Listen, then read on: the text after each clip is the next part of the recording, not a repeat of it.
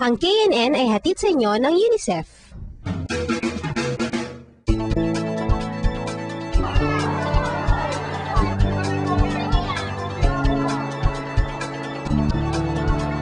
Hindi basta-basta binibigyan ng camera sa mga KNN reporters para mag-shoot lang kahit na ano. Dumadaan muna sila sa napakaraming training. Tama. At isa sa mga training na pinagdadaanan nila ay yung investigative or in-depth reporting. Ibig sabihin yan, pwede na silang gumawa ng mga report tungkol sa mabibigat na issue? Pwede, pero syempre, safety first. Inagabayan sila ng mga adult bureau managers para tiyaking ligtas ang mga KNN reporters. Tulad na lang itong susunod na report. Pumasok sa isang mga reporters at nag-interview sila ng isang wonder. Wonder? I wonder ko na yung wonder. Aba, mabutit na admin na lang natin sa ulat ng Davao Bureau tungkol sa teen prostitution.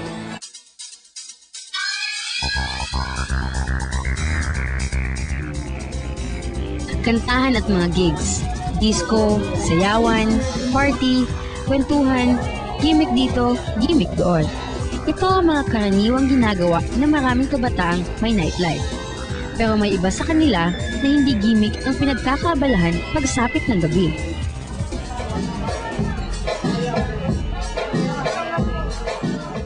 Akala ko nung una, ang mga nakikita kong ganitong mga kababaihan na paggala-gala sa mga lansangan paggabi ay mga biktima ng kahirapan. Ngunit, ang ilang mga babaeng nakilala namin, bagamat maituturing ding biktima, ay di itinulak ng kahirapan. Sila ang mga tinatawag na frak. These are yung mga bata, social, high class na prostitute. Nakilala ko si Bob sa isa sa mga pinakasikat na tambayan ng kabataan dito sa Davao.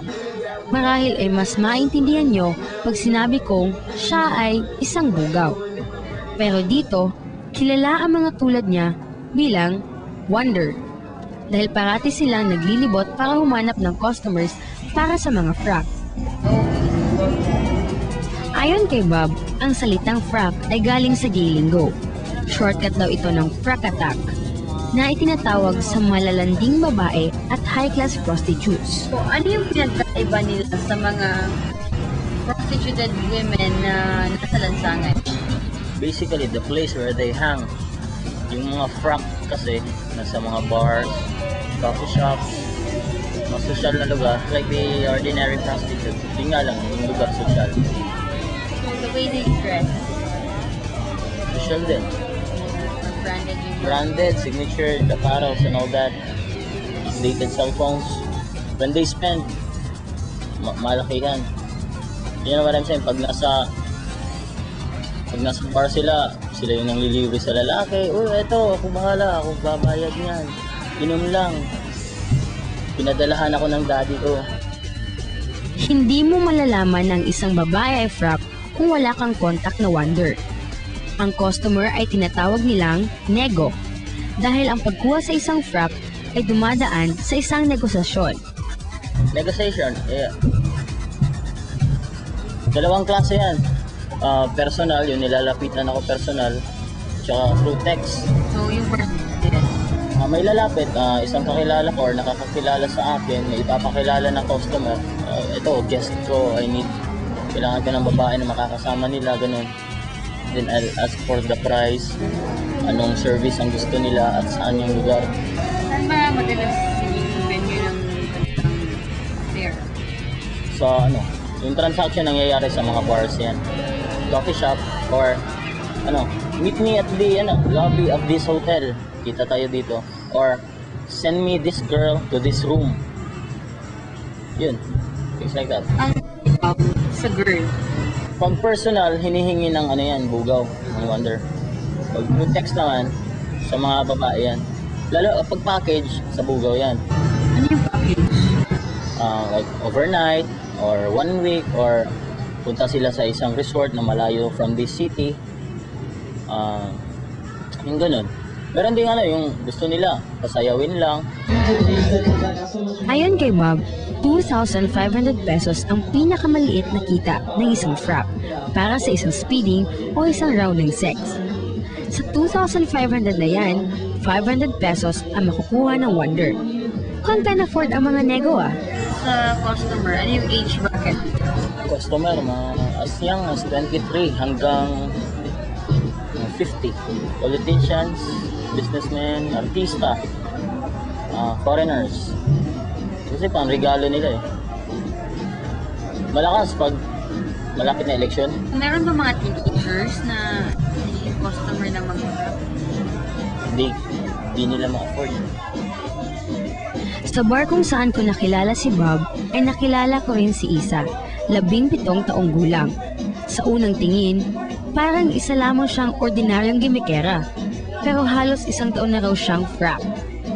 Nagsimula ang lahat noong pumunta sila sa isang kasino ng kaibigan niyang dati ng frap.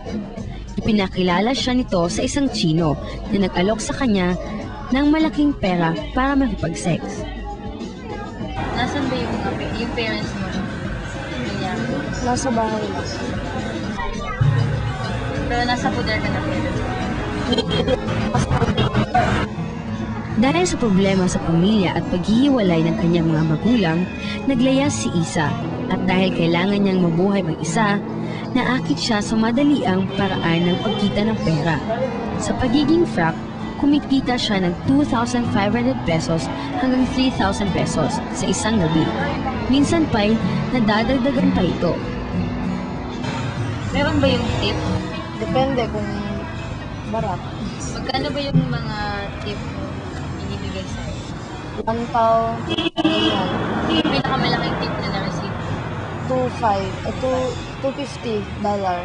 May mga foreigners na rin ba naging customers? Hindi, ayoko sa foreigners. Sabi nila, ang ano nila, Inamin ni Isa na maraming nagbago sa buhay niya dahil sa pinili niyang trabaho.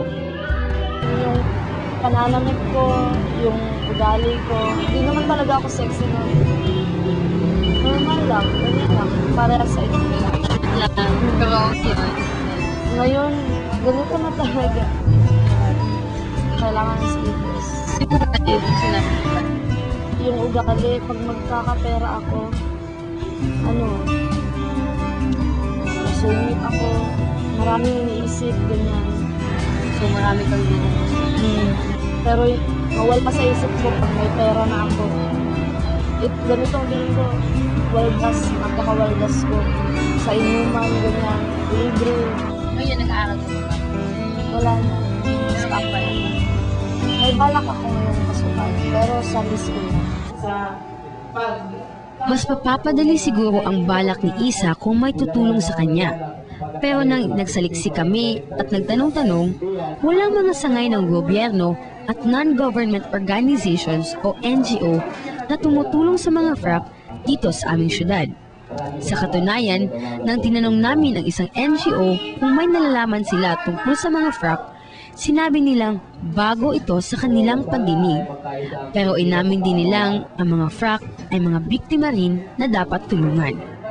Kung titingnan mo, bakit siya napunta dyan bakit siya naging prostituted, victim din sila kasi kung titingnan mo yan, kung sa outer face, parang tingin mo masaya sila, makikita mo na meron talagang problema within the families na hindi natutugunan kung ano yung mga pangangailangan nila. Siguro sa pera marami, pero in terms sa mga guidance ng parents, pagmamahal, emotional, or ano pa ba dyan, kung may mga problema yung mga anak, kung yung both parents naman may mga trabaho, hindi na siya nabibigyan ng focus. Wala ho ba kayong balak na gawa ng intervention yung mga tinatawag na frap? Hindi namin ma-reach yung mga mayayaman na bata kasi they don't accept that they are prostituted. It's so cold na para sa kanila na fling lang to. Makikita kasi dumi ngayon. Sabi ni Bob, meron din naman daw gumagraduate sa pagiging frap. Yung iba naman nahuli ng relatives, ng family, dinala sa probinsya nila, pinilayo sa lugar na to. Yung iba naman is napangasawa ng customer, yung iba is natulungan ng customer, pinag-aral, binigyan ng buhay, ng ganito, binigyan ng negosyo. Depende din sa tao yun, depende din sa fact yun, kung anong pinipili niya. Pero habang wala pang nagbibigay ng sapat na atensyon sa problemang ito, dumadami ang tulad ni Isa. Ito lang talaga ang gusto kong trabaho. Happy. Minsan magsisisi. Bakit ko ginawa ko? Nung nakain ko.